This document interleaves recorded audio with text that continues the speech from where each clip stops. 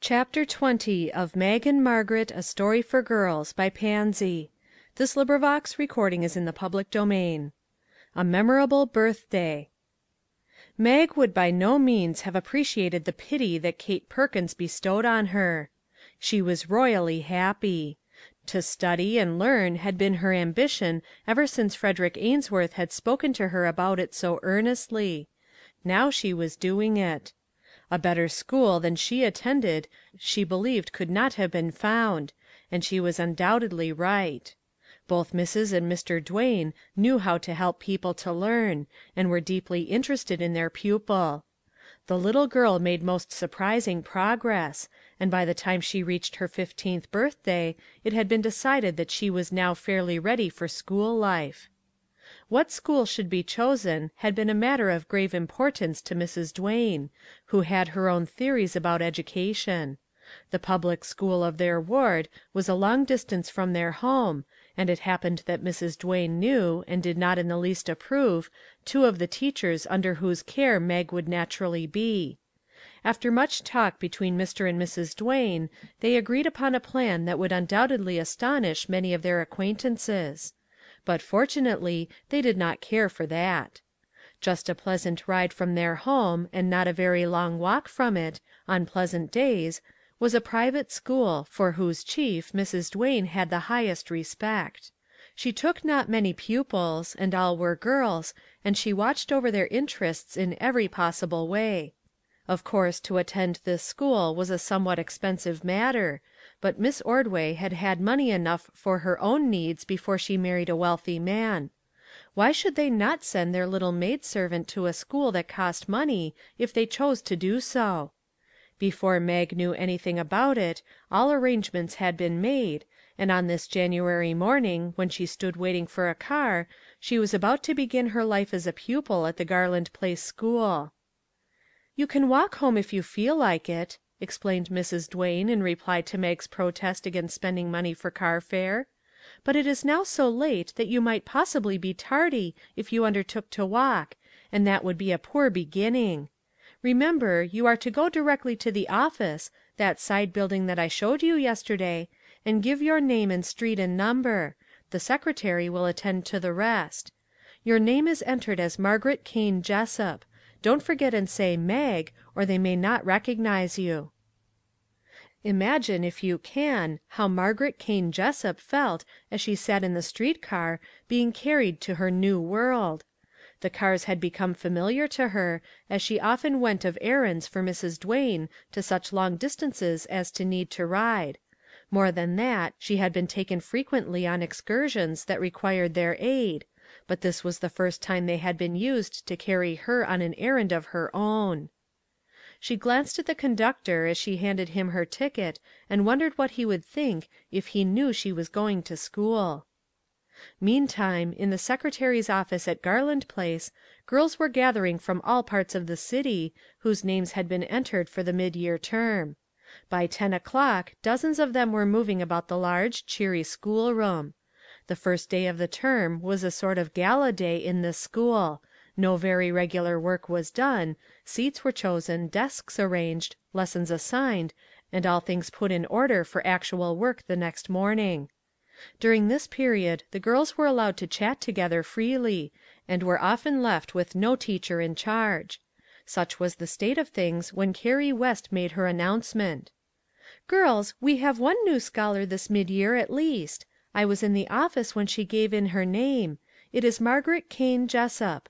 She is a little bit of a creature, not half so large as her name, but she looks as though she might be pleasant." "Margaret Kane Jessup." It was our old friend Margaret Lancaster who repeated this name very slowly, as though she stopped over each syllable to wonder. "Are you sure, Carrie? How queer that it should be exactly the same name, but of course it isn't Mag. Where does this girl come from? Did you hear her address?" "Yes, indeed. She is from 636 Clinton Avenue. I noticed the number because it is exactly ours, only we are Pearmain Street instead of Clinton Avenue." Margaret Lancaster repeated the new scholar's street and number in precisely the dazed way that she had her name, and the girls turned and looked at her curiously, laughing the while, as Carrie said, "What is the matter with you, Margie, that you are guilty of the inelegance of repeating all my sentences, as Madame Lalande would say?" Her answer was, "Carrie West, you must be mistaken. I know the people who live at 636 Clinton Avenue. It is Mr. Ward Duane, the one who married Miss Ordway, the artist, and they have a servant, a little brown runt of a creature, named Mag Jessup, but of course she wouldn't be coming to Garland Place to school." "I can't help it," insisted Carrie. "A girl who gave her name as Margaret Kane Jessup and her number as 636 Clinton Avenue is in the office this minute, and Mrs. Garland is talking with her. If you don't believe it you can go and look at her." This proved to be unnecessary, for at the moment the door leading from the secretary's office opened, and Mrs. Garland appeared, and behind her, of all persons in the world, Mag Jessup. Margaret Lancaster knew her in an instant, though many things had taken place since she had seen her that had greatly changed Mag Jessup. Mrs. Duane had seen to it that she was quite as neatly dressed as any of the girls. As a rule, those who attended Mrs. Garland's school had sensible mothers, so nearly all the dressing was simple and appropriate to school life.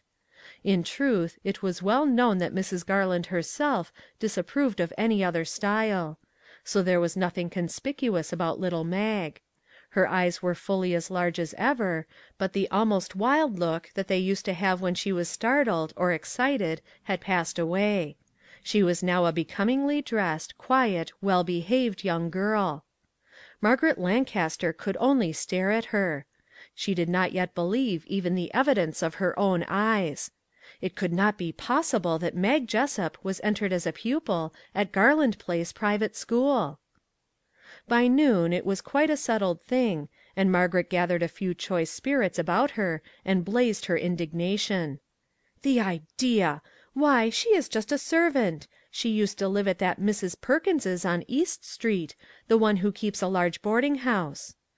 "Mistaken! Why, Addie Phillips, I know her as well as I do you.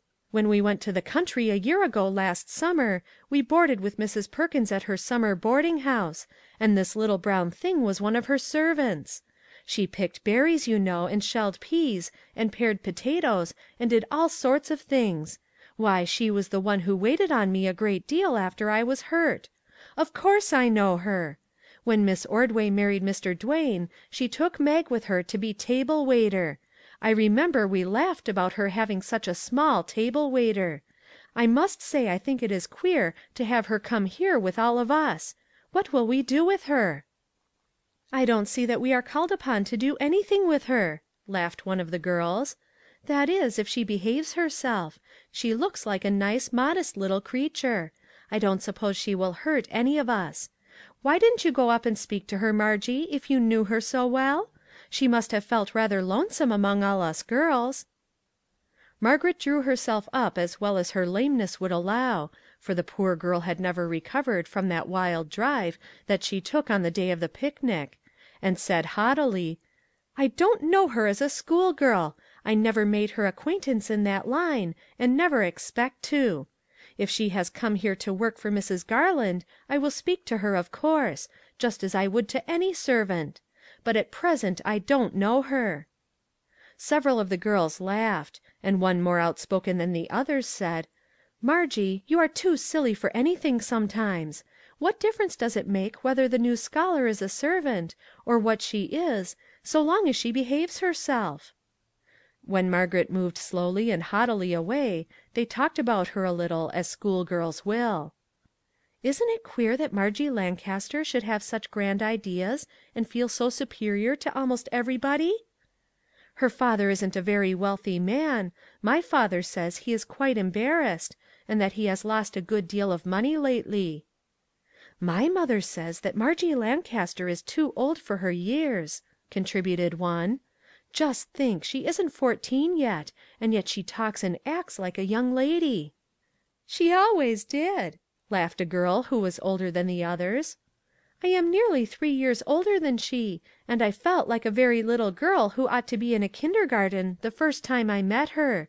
She has been used to grown-up people all her life, they say, and has never learned to act like a young girl.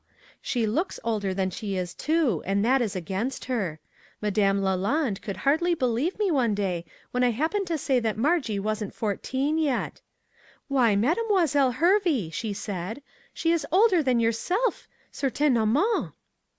Well, I wonder if that new little girl, who has disturbed Margie so, looks younger than she is," said Carrie West. "It doesn't seem as though she was old enough to join any of our classes." But Carrie West discovered her mistake in a few days. Miss Jessup, as the teachers called her, was not only in the same language class with the other girls of nearly her age, but was also in the leading history class in the school. In certain studies she was not yet their equal, but from the very first recitation in history it became apparent that they must look well to their honors if they did not mean to allow little Mag to carry them off. For the first few days Mag cannot be said to have had a very social time with her classmates. Margaret Lancaster refused to acknowledge her presence even by a bow, although at their first meeting Mag had looked pleasantly at her, expecting some sort of greeting. Her face took on a deeper red for a moment when she found that she was not to be noticed, but she turned away without a word and opened her book as soon as possible. Several of the girls who were more or less under Margaret's influence, although they felt ashamed of her, held aloof from Mag, not knowing quite what to do; and others who were busy with their books, or their fun, thought nothing about her; and it might have been that Mag, who was shy and quiet, would have made no friends in the schoolroom had it not been for something that happened when she had been there but a few days. One morning, reaching the schoolroom 10 minutes before the bell rang for opening exercises, she was just in time for Alice Wheeler's news.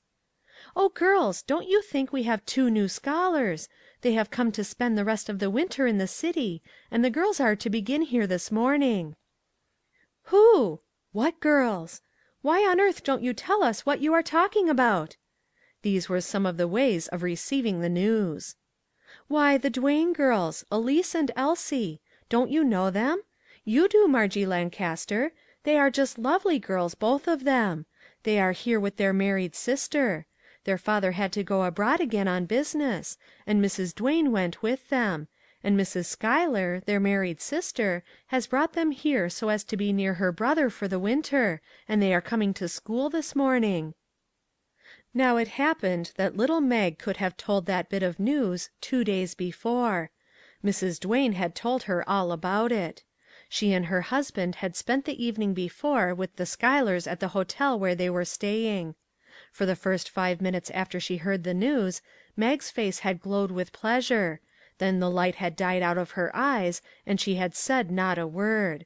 She had known Elsie and Elise Duane for only 2 weeks at the summer boarding house, and she had known and waited upon Margaret Lancaster all summer. If Margaret had forgotten her so entirely as never to speak to her, what could be expected of the Duane girls? Much excitement was created at Garland Place over the new arrivals. All the girls knew about the Duanes, and a few of them had the honor of a slight acquaintance. Among these was Margaret Lancaster, who had had the good fortune to meet them at Long Branch the summer before. She was voluble in their praises, and inclined to think that she must be the most intimate acquaintance they had in the school. It was not until the 10 minutes recess at 11 o'clock that the new scholars were introduced to the school by Mrs. Garland. It was Margaret Lancaster who immediately moved forward and claimed acquaintance, kissing them both eagerly, and telling them how glad she was to have them in their school. They seemed pleased with her kind greeting, but were almost shy before so many watching eyes, until Elise, looking eagerly about her, made a sudden dash and rushed almost into little Mag's arms. "Oh, you dear!" she cried impetuously. "Ward said we would see you here this morning, and we were oh, so glad! You can't think. Elsie, here is our dear Mag!" Then Elsie, too, turned abruptly away from Margaret Lancaster and the favored girl whom she had just introduced, and went over to little Mag Jessup and kissed her again and again. The scholars looked on and said nothing. But from that moment most of them thought that Margaret Lancaster was probably mistaken in the place that Mag Jessup held in the Duane family. It was silly to suppose that the young Duanes would greet a servant in their brother's house in any such fashion. Others of them decided that whether Mag Jessup was a servant or not, they liked her and meant to show it. They guessed they could afford to, if the Duane girls thought so much of her as that. So the Duanes, all unknown to themselves, settled Mag Jessup's place for her in the minds of a number of girls who had had silly ideas put into their minds by coming in contact with a few who had secured those silly ideas from people older than themselves. Mrs. Garland and her fellow teachers did what they could to keep their school strong and pure. But they could not counteract altogether the influence of a few foolish mothers who had allowed their little girls to play at being grown up long before they ought to have thought of such a thing.